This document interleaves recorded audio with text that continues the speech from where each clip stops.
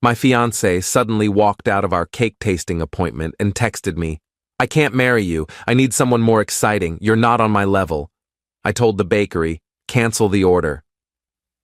An hour later, I found out she had run straight to her ex, the same man who dumped her 2 years ago.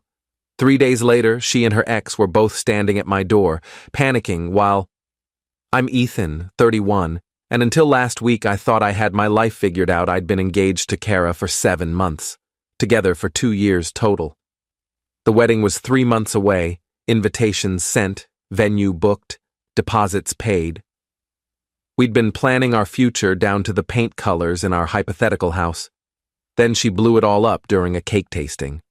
We'd scheduled the appointment at this upscale bakery for a Tuesday afternoon. Both of us took time off work. I showed up on time, excited actually, because Kara had been stressed about wedding planning, and I thought this would be a fun, low-pressure activity. She arrived 15 minutes late, which wasn't unusual, but she seemed off, distracted, kept checking her phone. The baker brought out the first samples, vanilla bean with raspberry filling. I tried mine, made some comment about how good it was. Kara barely touched hers, just pushed it around her plate with a fork. "You okay?" I asked. "Yeah, fine," she said, not looking at me. We tried 3 more flavors. She was completely checked out. Finally, the baker excused herself to get the contract paperwork, and that's when Kara stood up abruptly. "I need to go," she said. "What? We're in the middle of—" "I just need to go, Ethan. I can't do this right now." She grabbed her purse and walked out, just left me sitting there with the baker coming back with forms in her hand. I apologized, said we'd need to reschedule, and went outside to find Kara. Her car was already gone. I called her 3 times. No answer. Then I got a text. "I can't marry you. I need someone more exciting. You're not on my level, I'm sorry." I stood in that parking lot for probably 10 minutes, just staring at my phone. Not on her level? We'd been together for 2 years. She'd said yes when I proposed. We'd planned an entire wedding. And she was ending it via text in a bakery parking lot? I went back inside and told the baker to cancel our order. She looked sympathetic but didn't ask questions, which I appreciated. Then I drove home in a daze. By the time I got home, Kara had already come by the apartment, we lived together, and taken some of her things, not everything, just essentials, clothes, toiletries, her laptop. There was no note, no explanation beyond that text. I called my best friend Ryan, told him what happened. He went quiet for a second, then said, "Man, I hate to tell you this, but Kara's ex Brandon is back in town. I saw him at the gym yesterday. He asked about her."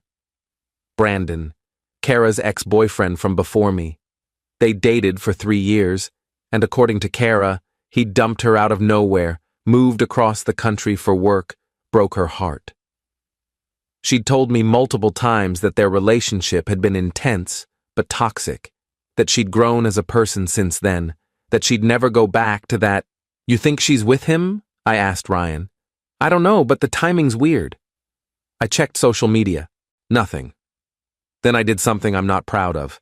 I logged into our shared iCloud account. We'd set it up months ago to share photos and calendars her location was on.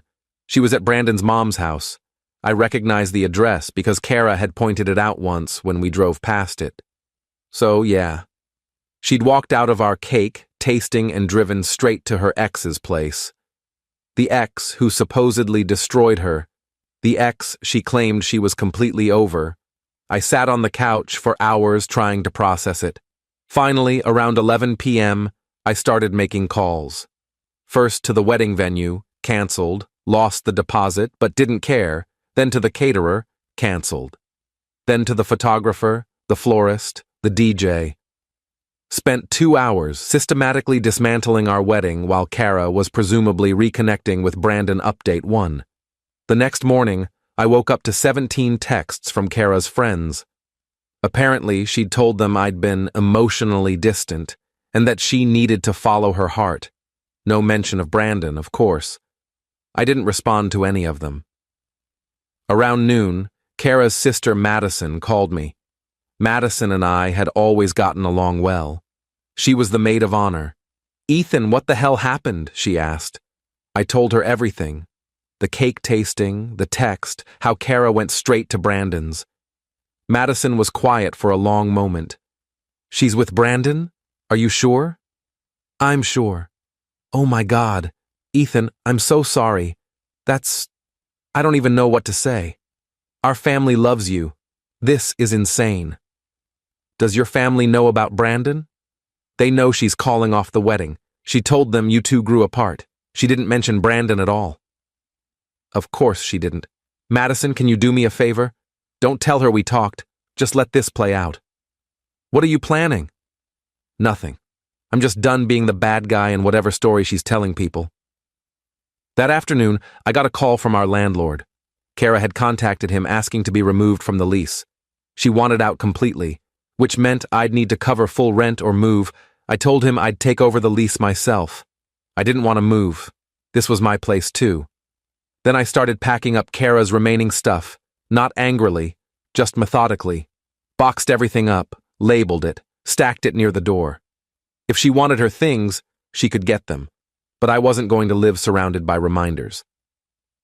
2 days after the cake incident, I got a call from Brandon's number. I didn't recognize it at first, but when I answered, I heard his voice. "Ethan? Hey man, it's Brandon. Look, I know this is weird, but can we talk?" "About what?" "About Kara. I think there's been a misunderstanding." I almost laughed. "What kind of misunderstanding?" "She told me you guys had broken up, like weeks ago. She said the wedding was already canceled and you'd both moved on." "She told you that?" "Yeah. She said she'd been trying to work things out, but you were seeing someone else, I swear, man. I didn't know you two were still together. I wouldn't have..." "Wouldn't have what? Slept with her?" Silence. Then, "I'm really sorry this is messed up." "Where is she now?" "She's here. At my mom's place. She's been staying here since Tuesday." "Put her on the phone." More silence. Then Kara's voice, small and defensive. "Ethan, you told him we broke up weeks ago?" "I was going to break up with you. I'd been thinking about it for..." "That's not the same as actually doing it, Kara. You were still wearing your engagement ring at that cake tasting. You were still living in our apartment. You lied to him about me, and you lied to me about him." "I didn't lie." "You absolutely did. You walked out of that bakery and drove straight to him. You didn't need someone more exciting. You needed him specifically. Just say that." She started crying. "I didn't mean for it to happen like this." "How did you mean for it to happen? Were you going to wait until after the wedding?" "That's not fair. You know what's not fair? Texting your fiancé that he's not on your level while you're in a parking lot about to go sleep with your ex. That's not fair." I hung up. My hands were shaking. Brandon called back immediately. I let it go to voicemail. Update 2. Day 3 after the bakery incident, I was at home watching TV, still in sweatpants, still processing everything, when there was a knock at the door. I opened it to find Kara and Brandon standing there. Both of them looked awful. Kara had been crying. Brandon looked stressed and uncomfortable. "What do you want?" I asked, not moving from the doorway. "Can we come in?" Kara asked. "We need to talk to you." "No, you can talk from there." Brandon spoke up. "Look, man, this whole thing is a mess. Kara told me you guys were done, and I believed her. I feel terrible." "Cool. Feel terrible somewhere else." "Ethan, please," Kara said. "Can we just talk like adults?" "Adults don't blow up their relationships via text message, Kara. What do you want?" She took a shaky breath.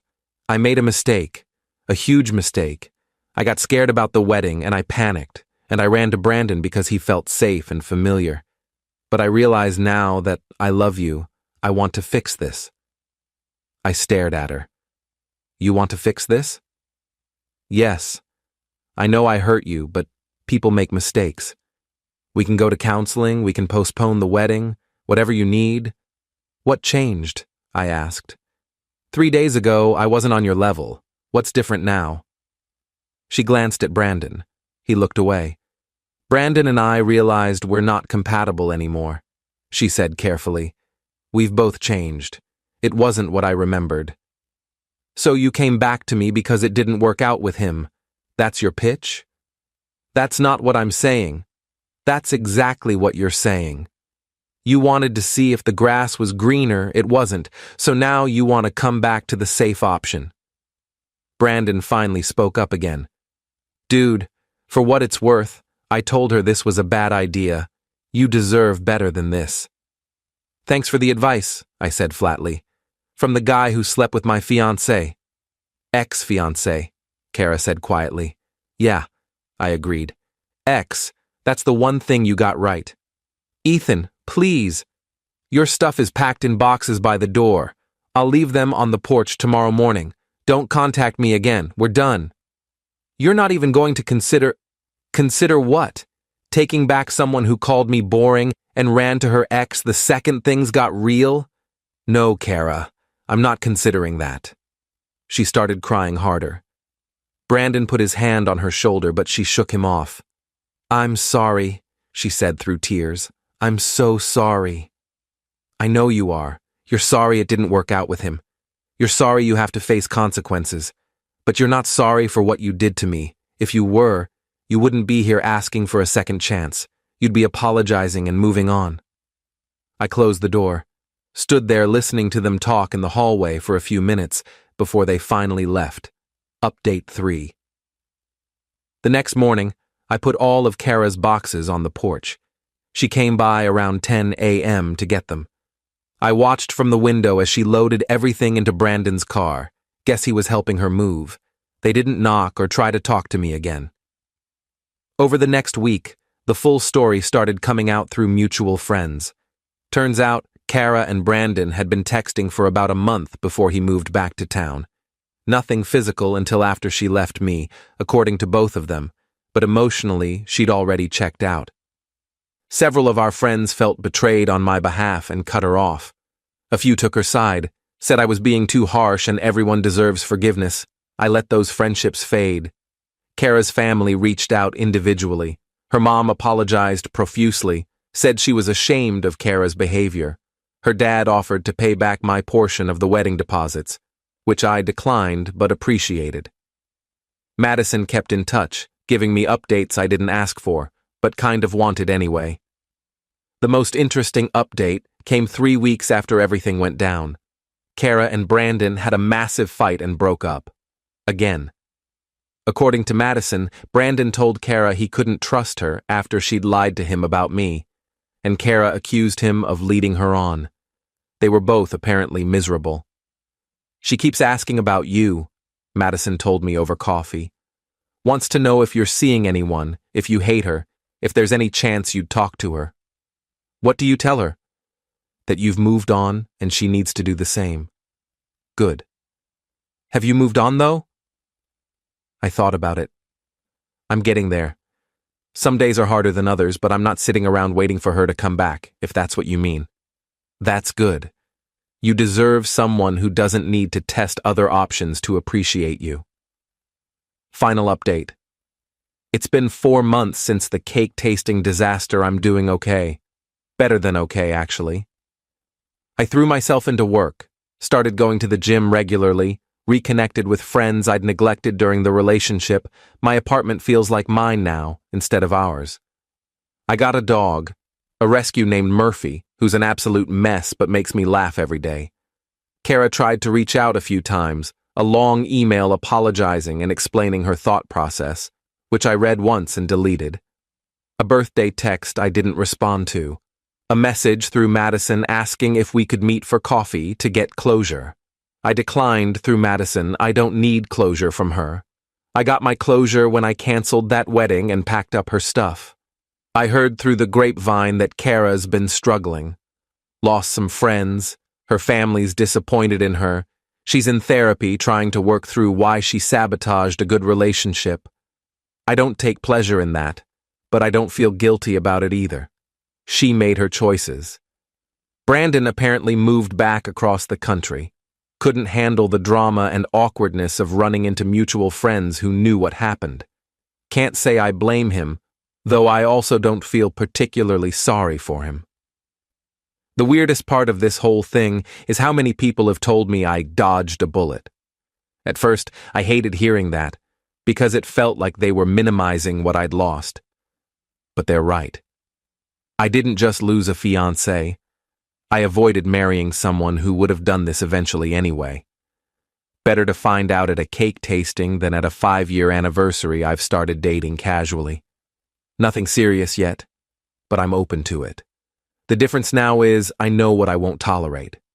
I won't tolerate someone who makes me feel like I'm not enough. I won't tolerate someone who keeps one foot out the door. I won't tolerate being someone's backup plan. My friend Ryan asked me last week if I'd take Kara back if she showed up tomorrow, completely changed, genuinely sorry, ready to do the work.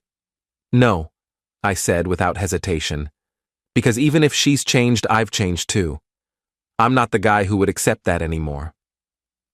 Last week, I got a wedding invitation in the mail, my buddy from college getting married next spring.